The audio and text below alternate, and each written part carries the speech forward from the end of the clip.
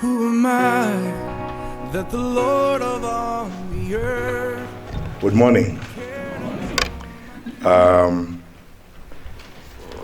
The Reverend Dr. Oginde, the Chancellor of PAC University, the Vice Chancellor, my friend and classmates, Martin, the Deputy Vice Chancellor, and all of you, my colleagues from the Ministry of Education who came along with me,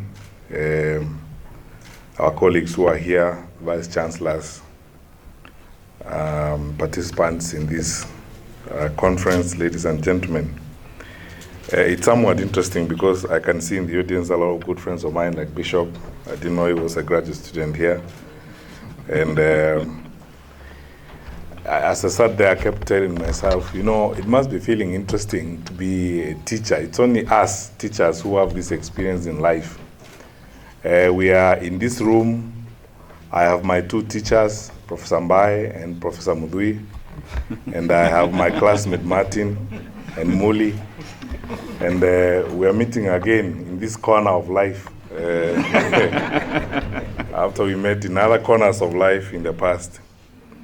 I want to start first of all by, before I make my remarks, by thanking you, Dr. Oginde and the community of PAC University for inviting us to be here this morning with you. But most importantly, to thank you for the thoughts that went into putting up this conference. The discussion we're having today about transformational leadership, value-based leadership, is critical and very fundamental in our society today. I'm very grateful to you for the good work that you've continued to do. And I have other reasons to thank you, PAC University. Thank you for giving us Dr. Flora Karemi, our technical advisor for university education. She works with us, and I'm very, very happy that we were able to get her. And I realized later that Martin is also your student, Martin Olo. So which means there is a PAC community in my office, as it were. So I think, which is very good. So we have a lot in common. There are so many junctions in our decision making that puts us together. But most importantly, I think as a believer, I am grateful that the Lord has given us this opportunity to be together and to make our contributions in the service of our country. And we should never lose an opportunity to say that and express our gratitude to the Lord Almighty for how gracious He has been to us individually and collectively as a nation. We are so blessed in more ways than we are even able to articulate, because there are so many things we may be taking for granted, but we do not know how the Lord has chosen us as the people of Kenya to be bestowed with the blessings that we have. A great country, a wonderful people, a huge opportunity for us to grow and develop our country, and of course opportunities that are absolutely limitless in the number of things that we can do to our community. We shouldn't take this for granted. I'm very grateful. But I must also say this, because I have had the opportunity to go around your institution this morning. I'm sincerely very impressed by what I have seen. And you know that I always speak very sincerely. If there's something that I am not really able to acknowledge, I also am sincere enough to say it isn't. I'm very impressed by what I have seen, on campus. This is my first time to be here, and going to a library and going to some of the facilities you have, I can see clearly that you're very well resourced as an institution, and it's now our responsibility collectively to make our contribution towards strengthening this institution and helping this institution to grow so that it continues to provide more opportunity for our people to acquire education. Let me go to the subject matter of our discussion today. And I meet people these days. A lot of people who ask me. I don't usually do many press interviews for the simple reason that we are public servants and we are supposed to work, not spend our time talking about the things we do. we're just to get some work done. So, our work can talk for us instead of spending a lot of time talking and so on. But anyway, once in a while I meet someone who asks me a question, and recently people ask me this question, what drives you? And then recently someone asked me, what is your ambition in this life? And I said, the two questions are intertwined and they are very easy to answer because I tell people I only have two ambitions in this life. And I defined them long time ago. One is to live for God. And the next one is to do whatever I do in such a way that I do not bring the name of the Lord to disrepute. And there are only two ambitions, and it's very simple as that, because everything we worry about, tomorrow, the day after, what will happen and the big things that people think about, they are not ours to worry about. They have an owner. And that owner plans them and sorts them out without our help. And so our responsibility is to do what we have to do now and do it right and move forward in the right way. And so in making my speech this morning, I started there by saying I will be very personal and very candid in talking about value-based leadership and transformational leadership in our country, by first making a statement which may sound alarmist, but it is true, that the crisis in our country, or the crisis we face in this day and age, has nothing to do with our resources. It has nothing to do with whether or not we have enough money to buy maize and therefore have enough unga. The crisis we have has nothing to do with whether or not we have enough money for the education sector, because we do. The crisis we face in Kenya today, in my view, and I'm speaking as the senior government official who has been in government for more than 4 years, the crisis we face in our country today is the crisis of exactly what we are dealing with today, an alarming shortage of value-based leadership in our midst. In fact, the shortage we have is not the shortage of resources, because those ones we are endowed with.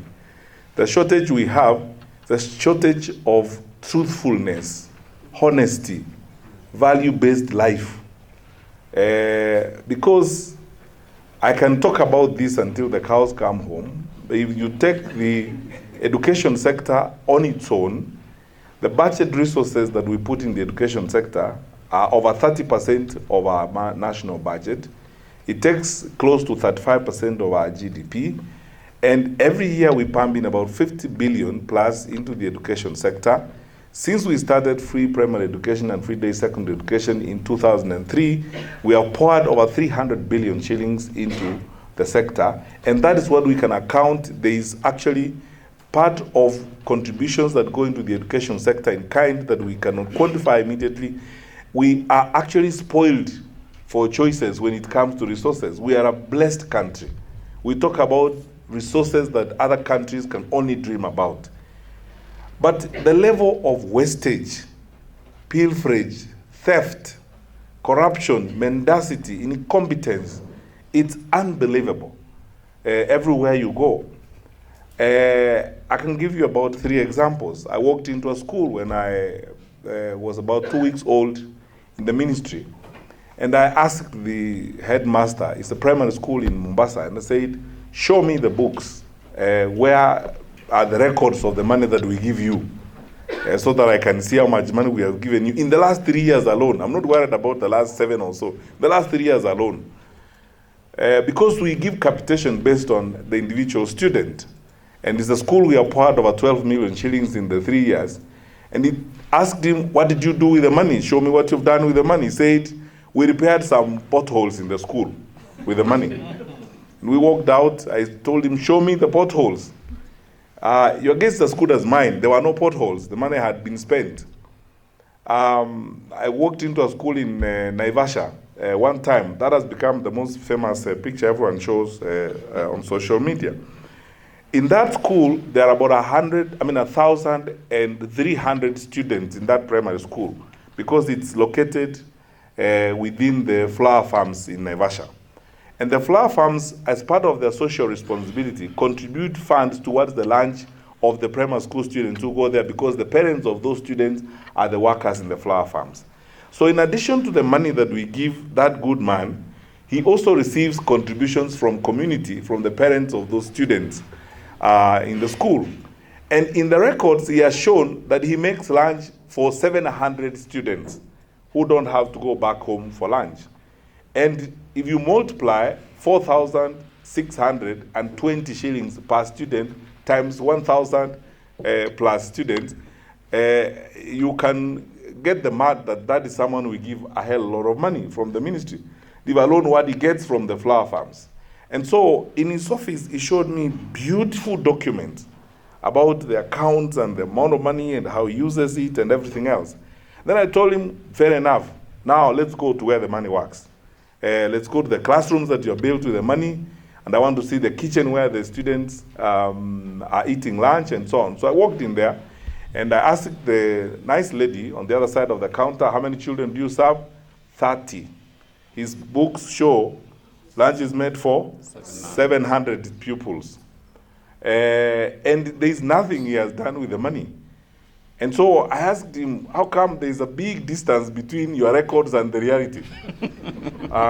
He says, I am sorry, sir, I actually didn't think you would want to go to the classroom. See what was happening. And I could go on and on. I was in Kisii about a month ago, and the president was coming there for a meeting. And because the president was going to arrive at 10 o'clock, I didn't want to waste 3 hours between 7 a.m. and 10. So I drove to a school. And I arrived in this school. He has got 460 students. It's a secondary school. And we give every child in secondary school in Kenya 12,870 in capitation. And I fortunately met the good man, the principal in the school, and a few teachers in the morning. I told him, let's raise the flag. We raised the flag. And then I told him, fair enough, now let's go to class. I went to class, first lesson, biology, 46 students in class, 1 textbook, 1. The next class, CRE, about 43 students, 2 textbooks. So I asked him, where are the books? Because you see, I mean, my records show that you have received our money. Where are the books? You didn't buy them. He says they're in the library. I said, okay, fair enough. Never mind that the books are not supposed to be in the library where the students are here. The books and the students are supposed to be together. But anyway, next class, physics class going on. 43 students, 1 book. So I told him I don't have to ask because I know they're in the library. So I told him, let's go to the library now and see the books. If each one of these students is supposed to have 10 textbooks, multiply that by 460 students, you can imagine how many books are supposed to be in that library, since every book is supposed to be in the library. And there were less than 200 books in that library. Later on, when we investigated, discovered the principal is building apartments in a local shopping center. And he is a local landlord who has housed everyone. Devolution has come and given him a good opportunity to be an investor. And he is the one who has housed everybody around. My brothers and sisters, our country is bleeding because of the shortage we have of value-based transformational leadership. We do not have a shortage of resources. But what is that value-based transformational leadership? It's probably answered simply by asking and answering this question: what drives you? What drives us? What drives our leaders? What drives our education sector? And I'll go to the core of what we are focusing on, called university education. What drives our university education? What is that core feature of what we may broadly describe as the Kenyan university? What is that drives the Kenyan university? If you walked out there and found a student from Catholic University, from University of Nairobi, from PAC, from Moi University, what is that about them that will tell you this is a student in a Kenyan university tradition? What drives us in the university sector? What then we should think in this conference, I hope we'll get time to say, analytically look at what drives us now, what should actually drive us, and begin working towards what should drive us. Because right now, we are driven by profits, driven by greed. We conducted an audit that was referred to by Professor Mudhui of university education and universities in Kenya, and discovered the horrors.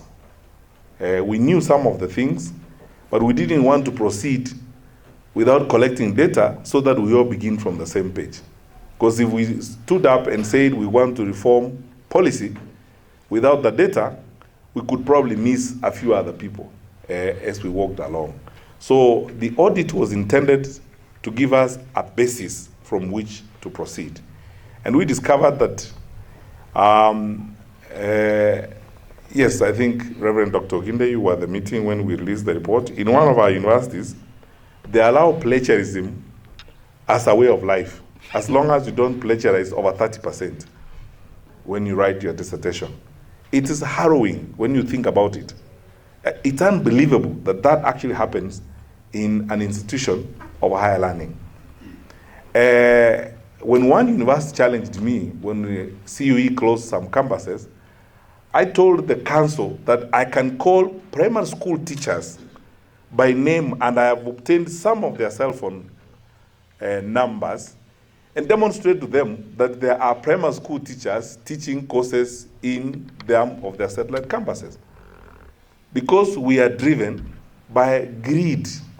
We are driven by money, getting a quick shilling and so on. And that's why we have ruined and destroyed our higher education sector. It's time we now look at what should drive us, namely imparting knowledge and educating our people. That's what should drive us. What should drive us is turning out of our universities men and women of character, individuals who can be entrusted with this country as we go forward. Universities are supposed to be the avenues through which we are preparing and training the trustees of Kenya's future. And we must ensure they have the skills to make a contribution, they have the moral wherewithal to lead this society. How will we ensure that is done when we are giving students grades that they do not deserve, or when we turn up at the graduation ceremony 4 years down the road and we tell our students, we don't have your marks. There's a course you did not do in second year, so you have to do it. The agony that we have been facing during graduation ceremonies in most of our institutions. And let me shock you so that I can shock you to reality. In one of our public universities in 2015, they called people from the villages who never sat in classroom even one day. They paid 300,000 shillings each, gave them a gown, they wrote their names in a graduation book, and they actually read their names out with a master's degree in education. They just called people from villages out there, corruptly teachers who are doing this, that, or the other. They would come, give someone 300,000, have their name entered in the book, get a gown, come to the graduation ceremony tomorrow. If that does not outrage you, I don't know what will. It's shocking. It's true, it happened. You go to that university, there is no available record of over 300 of those people. And our investigations lead us to that point. It is unacceptable. And let me be even a bit more blunt and tell you this. We have sunk so low, we can't go lower. It's unacceptable. We have to reform the university sector in Kenya. Some of the things we want to do are not going to be popular. I do not care about it. I care for right. I don't care for popularity. I care for us doing things right. I have therefore directed our universities, public universities, 2 that are running campuses out of this country, to close them immediately. In Kigali and in Arusha. We are driven by greed. We are not offering programs there. We're not offering quality education. And actually, to be more honest, because you are all Kenyans, taxpayers, many of you, we are losing money there. We have campuses where we have fewer students than even the staff. And we are paying people salaries and paying rent in buildings. You cannot run your own kiosk that way. That's public money. The money that we use in public universities that we put out there is money from you. It isn't ours. It's money from the public. I can't pass exchequer resources every day to people who are going to pay rent in Arusha for programs that don't make sense. One of our universities has lost 300 million shillings in Kigali. You set up a program, you buy land, the whole system is so apparent it was set up to fail. It was clearly set up to enrich someone so that someone gets the money. Because when you look at the paper trail, you keep asking the question, who does this in this day and age? Who will do this who will make this kind of decision? Value-based transformational leadership will, most importantly, be mindful of the responsibility we all have as custodians of our national resources. We must be good stewards. The Lord has given us these resources so that we can be good stewards. We have borrowed these resources from our children, as many people would say. We must make such a contribution that when those who will come, some whom we do not yet see, will find a country and will find a better environment. Reasoning and thinking that way will not help us as we move forward. The quality of our university education has suffered as a consequence of that poor leadership. The audit reveals many things that have already been articulated. We lose money every day. Let me tell you, my good friends, we don't have a problem of resources. I can say this from on top of, guys, we don't have a problem of resources. I have experienced this, and one day, I hope the Lord will give me the opportunity to tell you, maybe when I'm not under the pressure of the oath of office, to tell you some of the harrowing things that we do. The budget of the Kenya National Examination Council and the amount of money that we were given, if you look at how we used money, when we went in there, we spent hundreds of millions of shillings to even print answer books in the past, answer books. When we demanded to do it right, we saved 200 million. And that's how we told the Office of the President, Your Excellency, we can pay examination fees for everyone without an additional coin from the National Treasury. Even private students in private schools, we have enough money. And we're not going to ask for additional allocation from the exchequer. We have enough money. Just that those good brothers and sisters have just been paying themselves for nothing, or just carrying the money away, or using for all manner of excuses to carry money away, and so on. We are so blessed. I don't think as Kenyans, we have actually, many of us have come to terms with how blessed we are as a nation. Many of our neighboring countries can only talk about our blessings. The education sector alone, when you look at the issues of transition, we are likely to cross the 90% mark next year if the President's transition program works the way we have set it. None of our countries is talking about 60%. None of our neighbors is talking about even 60%.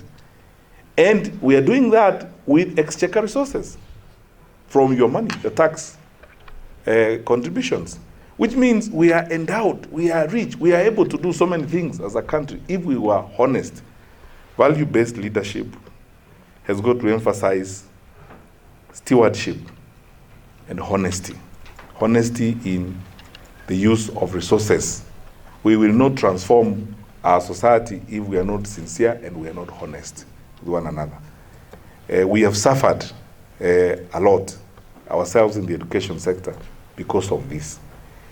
I will not begin to tell you the wastage we have suffered over the last 15 years as a result of admitting students to university programs they are not qualified for. And you go to courses like medicine, you lose about 50% of those that you admit, and they go with the university places, they go with the help money, we waste all that because we gave them A's they never deserved, and therefore they were not ready to be students of medicine. Or we woke them up at 4 a.m. in the morning and did the exam for them on the board. And when it came to the actual exam, they actually passed when they were not supposed to pass. Or we went into the Kenya National Examinations Council and paid some people money and told them, increase my A's a bit. They are about 10, give me 100. How many does School B have? School B has got 50. No, give me 70 so that I have more than them. So give me 2 more million shillings so that we give you 20 more A's. And so on. I mean, I'm telling you the truth. That's basically how it was done. And so we wasted talent, wasted our children, wasted resources, living in that kind of manner. It's unacceptable. And because of that, we laid a foundation for failure. And if we continued in that kind of manner, our university sector is not going to thrive because you don't end up with the right researchers, with well-placed people, as it were. So, value-based leadership, I go back again to this question. What drives you? What drives our university sector? I want to ask you, my colleagues, my brothers and sisters, that we need to go back to the basics and look at what should drive us in the university sector, that we are training manpower for Kenya, that we are producing people who are going to build our country, that we want to transform our nation by giving it the manpower that will help us achieve Vision 2030, that we want to run our institutions in such a way that we make good use of the resources that have been given to us. When we started the new concept of the differentiated unit cost as a way of funding public universities, of course, we've started, my colleagues from the ministry, Flo and Martin, know, we have started a new war with them, which I am so excited to fight. because everyone, everywhere, there is no justification on earth, and I have asked everybody, I want to reason with you. There is no justification anywhere on earth why we can't give students a scholarship so that they go to private universities. Because the Kenyans who want to learn, all they want is a place where they can learn. And if they have qualified for a scholarship, we give them their money, give them their voucher, so that they can shop around for a university. And so that our universities can compete. And so that the student wants to go to PAC University and enjoy learning at PAC University, they have the freedom to go and sit there and get their degree from PAC University. We don't have to force them to go and sit all squat in a corner in a public university in Karatina or in Taita Taveta, where they are squatting, you know, like sardines and so on, and they're all just there. And yet they can actually get quality education at PAC, or they can get quality education at Catholic University, and that's fine. And Catholic universities put out a fine institution, and they're doing a great job. Nazarene University is running fantastic programs. Why do we deny these people an opportunity to go there? Just so that we can keep living in this foolish manner of entitlement, thinking that we are entitled to public resources because we are a public institution. And then we misuse them. We hire our relatives, because we are getting money from the treasury, we hire everyone without science. Because you will be shocked. And one day, I would like to get vice chancellors in the room, all of them, and demonstrate to you one thing. When we calculated the unit cost, and this is how the EU funds education. I mean, no one does these silly things we do around. It's because you calculate the cost of putting a university student through a program. The cost includes faculty and non-teaching faculty, non-teaching staff. So that you can calculate and say, for this course, you need 1 professor and 2 assistants. And then you calculate that cost and say, for me to get a student through PSC, this is what it will cost for a student. And you give the university that amount of money. Because we did not do that, public universities became employment bureaus. They just employ everybody. In one university, the ratio of technical to non-technical staff is 1 to 58. Which means for every 1 professor, there are 58 people who actually are not doing technical work. Grass cutters, people who are not cutting any grass anyway, because they're just there. And by the way, let me tell you, I hope, I didn't ask this, Dr. Oginde, but I can ask now. I hope I'm enjoying the Chatham House rules so I can say things freely here. Yeah. When I was the Minister for ICT, let me tell you, reforming the Kenya Broadcasting Corporation, KBC, was hell. And you know why it was hell? Everybody who became a minister before me went to his village and came with a truckload of people and employed them at KBC. Never mind whether they had any skill to operate anything. They were on the payroll of KBC, employed, permanent, and pensionable. They had more drivers than cars to be driven. I'm telling you, that's how we have mismanaged ourselves as a country. That on all cadres, you know, there are more people. And then you tell them, look, we have to right-size this organ. It's common sense. You will not make money. You will not be sensible. You won't have money to put in your core functions if you operate that way.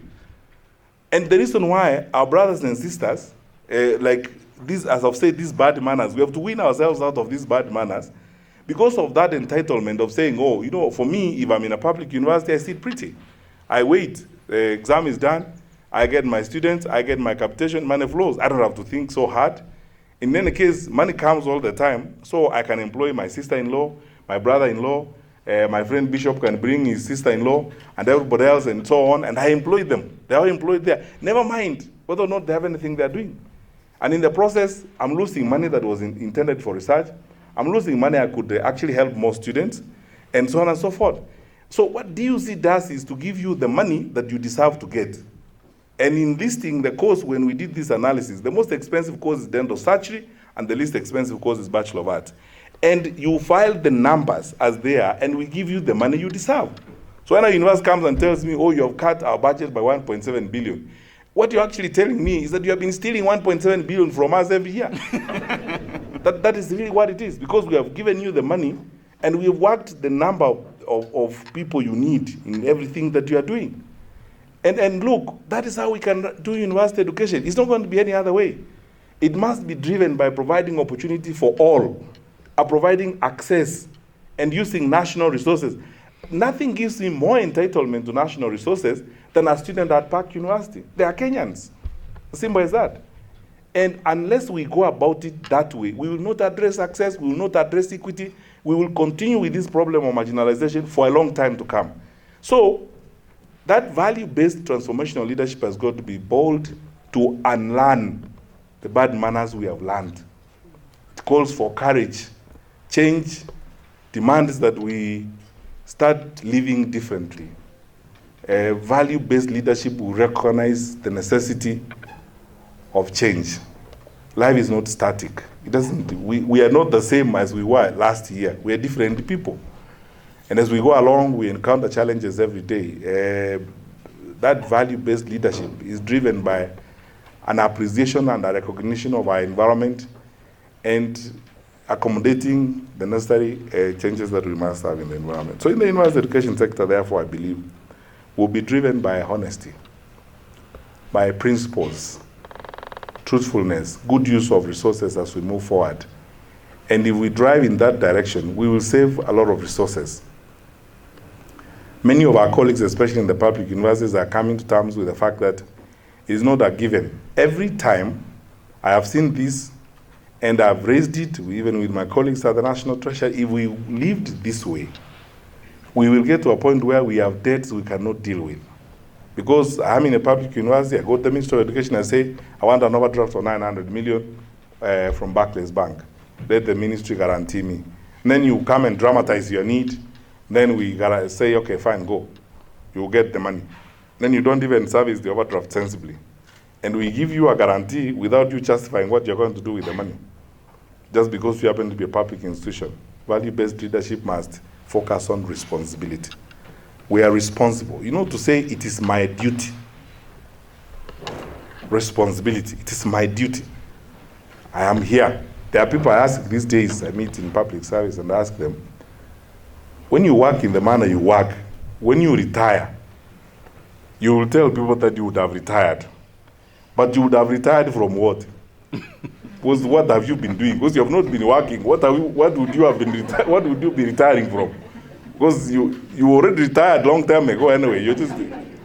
After you've worked in this irresponsible manner, things are entrusted to you, and you handle them in a very responsible way. Then you say, I've retired. You retired from what? The process. We are custodians of our country's future. We must appreciate responsibility. We must be driven by a sense of responsibility. And lastly, of course, a sense of patriotism, love for our country. The reason why I'm so excited about the reform of the curriculum is because we are going to emphasize value-based education right from ECD onwards. We would like to start teaching our children to understand issues of integrity, honesty, patriotism, to appreciate the need to have a relationship with your God, and to also be tolerant and accommodative of others. People mustn't see things your way all the time. You have to accept other perspectives. Therefore, our new curriculum is going to emphasize more on values. We were in a meeting one time when Professor Mbai asked a question that has haunted me for a long time, that if at independence, one of the goals of our education was to achieve national integration, has our education produced Kenyans? Or it has still produced Kikuyus, Kisis, Luos, and so on. And we have in the process destroyed our education sector that way, particularly university education. We place a university in a particular place, and the villagers say, this is our university. So everyone must be from that particular place. There is a very demeaning and primitive phrase that we use in our country about our people. These are our people. We need to redefine and reconceptualize our people, so that our people means our fellow Kenyans, our fellow human beings, not our tribe's people. That our people tradition is what has destroyed our country. People insist that somebody must be hired merely because they come from that ethnic community. And as I was telling the Commission for University Education this morning in a meeting, look, you guys, we are in a university, and we are all university people. If it gets to a point where a village council of elders, which does not understand anything about a university, a village council of elders, is determining who should be appointed the vice chancellor, we are finished, I'm telling you. A village council of elders, during Jeke, is the one that is telling me, Mr. Minister, Mugambi must be the VC, because Mugambi comes from, only because they know Mugambi, and Mugambi comes from that village. That's all.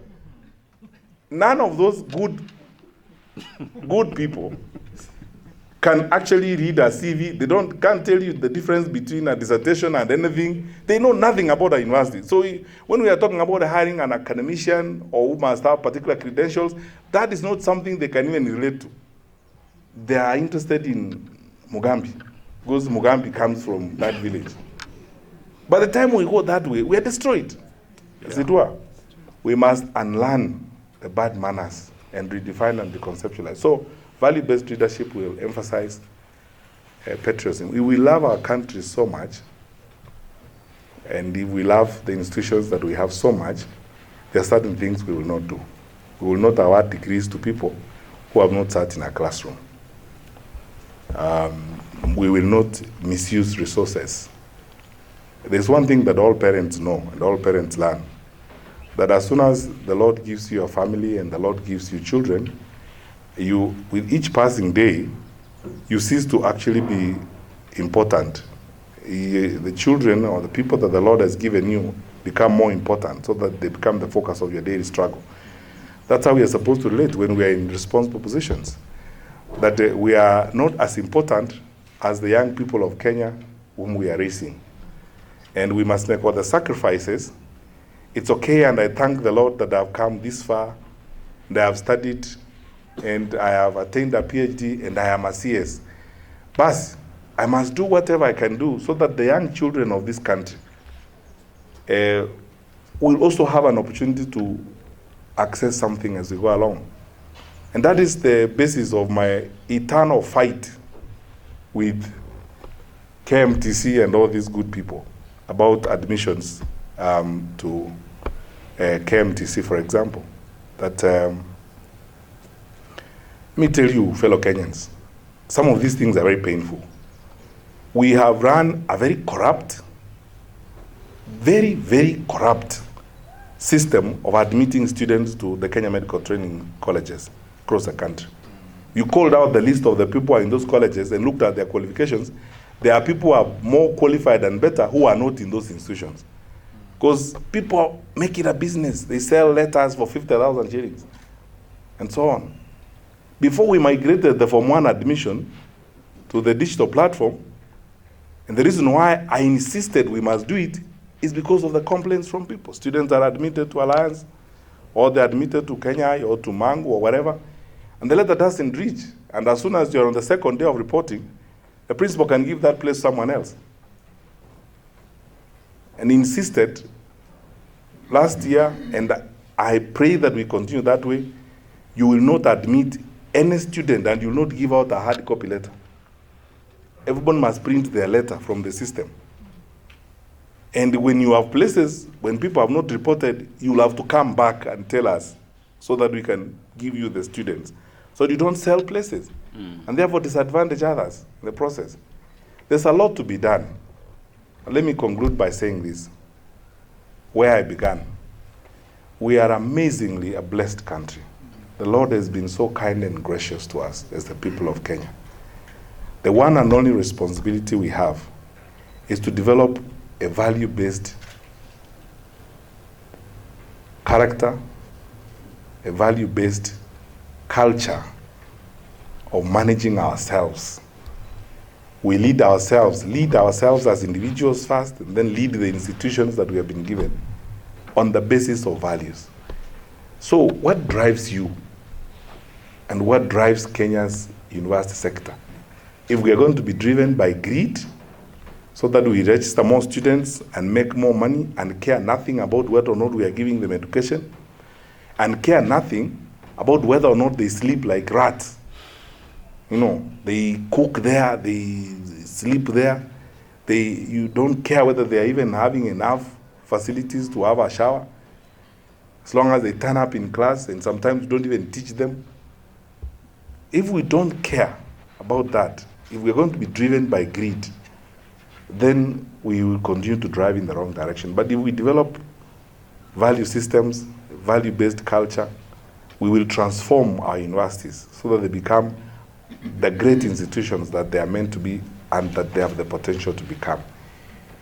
And ultimately, we will serve our Lord in the manner in which He expects we should serve Him. May God bless you.